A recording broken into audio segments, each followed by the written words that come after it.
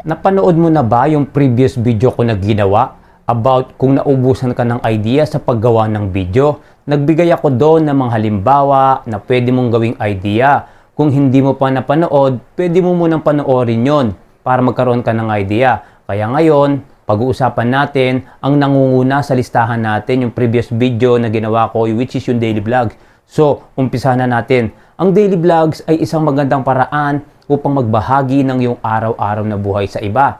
Maari mong gawing behind the scene ang iyong trabaho, personal na paglalakbay o simpleng pang-araw-araw na karanasan. Narito ang ilang mga tips para sa pag-record ng iyong daily vlogs. Una, magplanong mabuti.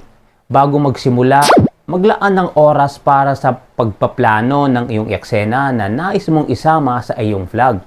Maari mong itakda kung ano ang iyong gustong ipakita at paano mo ito ibabahagi sa iyong manonood. Pangalawa, pumili ng magandang lokasyon. Kung maari, pumili ng lugar para sa iyong vlog. Ito ay maaring sa iyong bahay, opisina o kahit sa mga paboritong lugar na madalas mong bisitahin. Pangatlo, makipag-engage sa audience. Huwag kalimutan makipag-engage sa iyong mga manonood.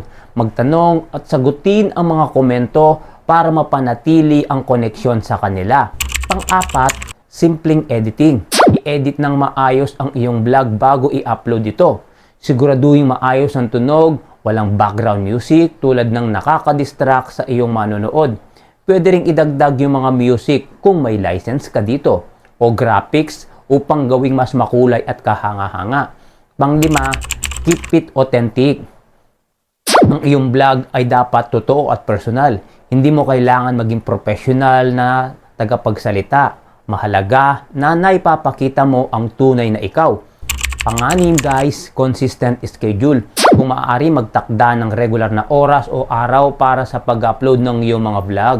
Ito ay makakatulong sa iyo na mapanatili ang iyong audience at makabuo ng isang regular na community. Pangpito, share your learnings.